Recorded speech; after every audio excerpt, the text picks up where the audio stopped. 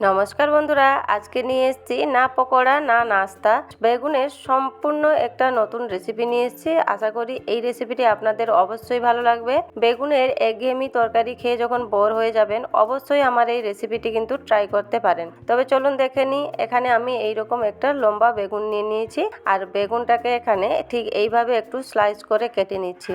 বেশি মোটা নয়, বেশি পাতলা নয়, মিডিয়াম রেখে কিন্তু বেগুনটাকে কেটে নিতে হবে। এখানে আমি পুরো বেগুনটাকে দেখুন কেটে নিয়েছি, আর স্লাইসগুলো এখানে রেডি হয়ে গেছে। এরপর সাইডে রেখে দিব। আর এদিকে আরেকটা পাত্রে আমি নিয়ে নিয়েছি 3 চামচের মতন বেসন, আর ওই বেসনে দিয়ে দিব পরিমাণ মতো লবণ, আর নিয়েছি সামান্য পরিমাণ হলুদের গুঁড়ো, আর সাথে দিয়ে দিব জিরে গুঁড়ো আর লঙ্কার গুঁড়ো। এরপর অল্প অল্প জল দিয়ে এখানে ব্যাটারটাকে একটু ঘন করে রেডি করে নিব। এখানে ব্যাটারটা বেশি পাতলা হবে না, একটু ঘন করেই ব্যাটারটা মাখাতে হবে। এখানে দেখুন আমি হাফ কাপ জল দিয়ে একটু ঘন করে ব্যাটারটা কিন্তু রেডি করে নিয়েছি। ব্যাটারটা এখানে সাইডে রেখে দিব। আর এদিকে এইভাবে একটা স্টিম করা থালা নিয়েছি, আর তাতে যে বেগুনগুলা কেটে রেখেছিলাম এইভাবে রেখে নিব। এর উপরে যে ব্যাটারটা রেডি করেছিলাম ওইভাবে দিয়ে দিব।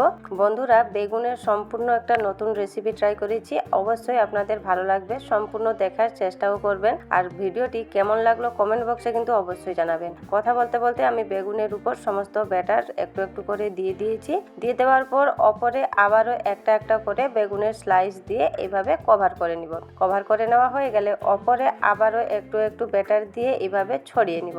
এখানে সমস্ত ব্যাটার দিয়ে আমি ছড়িয়ে নিয়েছি। এরপর কি করব না, 5 মিনিটের মতন স্টিম করে নিব। এখানে ঢাকা দিয়ে দিলাম। যতক্ষণ স্টিম হচ্ছে এদিকে একটা গ্রাইন্ডিং জারে নিয়েছি বাদামের বদলে আপনারা কিন্তু কাজু বাদামও নিতে পারেন। তার সাথে দিয়ে দিলাম আদা রসুনের কয়েক টুকরো, আর নিয়েছি 1.5 চামচের মতন দইটা দিলে এর টেস্টটা কিন্তু খুব ভালো আসে। আর এখানে সামান্য পরিমাণ নিয়েছি হিং, তার সাথে ঝালের জন্য 2টা কাঁচা লঙ্কা, 1 চামচ জিরে দিয়ে খুব ভালো করে আমি পেস্ট করে নিয়েছি। এদিকে আমার দেখুন 5 মিনিট হয়ে গেছে। আমি ঢাকাটা খুলে নিচ্ছি। খুব সুন্দরভাবে কিন্তু বেগুনটা স্টিম হয়ে গেছে। ঠান্ডা করে আমি বের করে নিব। এখানে আমি থালাটাকে ঠান্ডা করে বের করে এনেছি। আর যেহেতু বেসন সাইডে একটু বেরিয়ে গিয়েছিলো, এইভাবে যদি লেগে যায় ছুরি দিয়ে এইভাবে কিন্তু তুলে নিতে পারেন। এই দেখুন বেগুনটা আমার সেদ্ধ হয়ে গেছে, আর দুটা একে অপরের সাথে কিন্তু জয়েন্টও আছে। একইভাবে এখানে সমস্ত বেগুনের স্লাইসগুলো আমি বের করে নিব। এই দেখুন বন্ধুরা, বেগুনের স্লাইসগুলো দেখতে ভীষণ ভালো হয়েছে।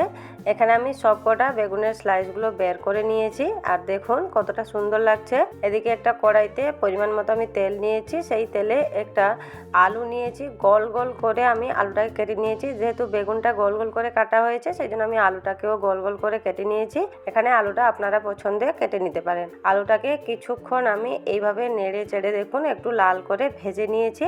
এরপর একটা প্লেটে তুলে নিচ্ছি। আর একই কড়াইতে আর একই তেলে আমি একটা মিডিয়াম সাইজের পেঁয়াজকেও দেখুন একটু গোল গোল করে কেটে নিয়েছি। তবে এখানে পেঁয়াজটা কিন্তু বেশি নরম করা যাবে না, একটু ক্রাঞ্চিনেস থাকবে, ঠিক সেইভাবে একটু ভেজে নিতে হবে। দেখুন একটু হালকা করে আমি পেঁয়াজটাকে ভেজে নিয়েছি। পেঁয়াজটাকেও আমি একটা প্লেটে তুলে নিচ্ছি। আর একই কড়াইতে আর একটু তেল দিয়ে আমি একটা বড় সাইজের পেঁয়াজকে কুচিয়ে নিয়েছি, আর পেঁয়াজটাকে এখানে খুব মিহি করে কেটে নিয়েছি। বেশ কিছুক্ষণ ধরে পেঁয়াজটাকে এখানে নেড়ে চেড়ে ভেজে নিব, যতক্ষণ না একটা কালার চেঞ্জ হয়ে আসে। এইভাবে যখন নরম হয়ে কালারটা চেঞ্জ হয়ে যাবে, তখন বেশ কিছু পরিমাণ আমি টমেটো কুচি দিয়ে দিলাম। এরপর দিয়ে দিব যে মশলাটা আমি বেটেছিলাম দই দিয়ে দিলাম, আর একটু গ্রাইন্ডিং জার ধুয়েও জলটা দিয়ে দিলাম। এরপর তাতে দিয়ে দিব 1/2 চা চামচ করে হলুদের গুঁড়ো, লঙ্কার গুঁড়ো, জিরে গুঁড়ো, আর নিয়েছি ধনে গুঁড়ো। সমস্ত শুকনো মশলা দেওয়া হয়ে গেলে এরপর সব কিছু ভালোভাবে মিশিয়ে মশলাটিকে এখানে খুব ভালোভাবে কিন্তু কষিয়ে নিতে হবে। এখানে কষানোটা যাতে ভালো হয় তার জন্য পরিমাণ মতো একটু লবণ দিয়ে দিলাম। লবণটা দিয়ে ভালো করে মিশিয়ে আমি 2 মিনিটের মতন ঢাকা দিয়ে মশলাটিকে কষিয়ে নিব। এখানে দেখুন বন্ধুরা, মশলাটি থেকে কিন্তু তেল ছাড়তে শুরু করে দিয়েছে। ঠিক এইরকম কিন্তু মশলাটিকে কষিয়ে নিতে হবে। এখানে আমি মশলাটিকে কষিয়ে নিয়েছি। এরপর তাতে দিয়ে দিব জল। এখানে বেশি পরিমাণ কিন্তু জল দেওয়া যাবে না, গ্রেভিটা যাতে একটু ঘন থাকে ঠিক এইভাবে, বেশি পাতলা করা যাবে না, তাহলে পরে খেতে ভালো লাগবে না। এখানে পরিমাণ মতো জল দিয়ে দিলাম, আর জলে দিয়ে দিলাম পরিমাণ মতো লবণ। এরপর গ্রেভিটা যখন ফুটে উঠবে তখন ভেজে রাখা আলুটা দিয়ে দিব। আর আলুটা দেওয়া হয়ে গেলে আবারও 2 থেকে 3 মিনিট মতন ঢাকা দিয়ে গ্রেভিটাকে খুব ভালোভাবে ফুটিয়ে নিব। এই দেখুন 2 থেকে 3 মিনিট আমি ফুটিয়ে নিয়েছি। গ্রেভিটা খুব সুন্দরভাবে ফুটেও ঘন হয়ে গেছে। এরপর যে বেগুনের স্লাইসগুলো স্টিম করে রেখেছিলাম ওগুলা দিয়ে দিব। তবে দেওয়ার সময় এখানে দেখুন বেগুনের যে নিচের দিকে বেসন দিয়েছিলাম না, ওইটা আমি গ্রেভির দিকে দিয়েছি, কেননা গ্রেভিটা এর ভিতরে খুব ভালোভাবে ঢুকে যাবে। এরপর ওপর থেকে ভেজে রাখা পেঁয়াজ কুচি আর ধনেপাতা কুচি দিয়ে দিলাম। এরপর কি করব না, আবারও 1 মিনিট মতন ঢাকা দিয়ে রান্নাটা করে নিব। বন্ধুরা, বেগুনের একঘেয়েমি তরকারি খেয়ে যখন বোর হয়ে যাবেন তখন এইভাবে কিন্তু নিত্য নতুন কিছু ট্রাই করতে পারেন। আজকের আমার এই নতুনভাবে বেগুনের রেসিপিটি কেমন লাগলো বন্ধুরা, কমেন্ট বক্সে কিন্তু অবশ্যই কমেন্ট করে জানাবেন। এখানে দেখুন বেগুনের তরকারিটা কিন্তু রেডি হয়ে গেছে, আর অবশেষে আমি অল্প একটু ঘি দিয়ে দিলাম যাতে টেস্টটা খুব ভালো আসে। তরকারি কালারটাও কিন্তু বন্ধুরা খুব সুন্দর এসছে, গন্ধটাও খুব সুন্দর বেরিয়েছে।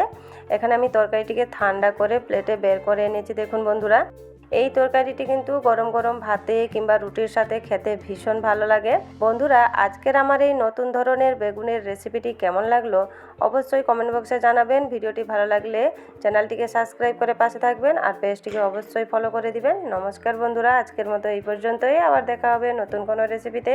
ভালো থাকবেন, সুস্থ থাকবেন।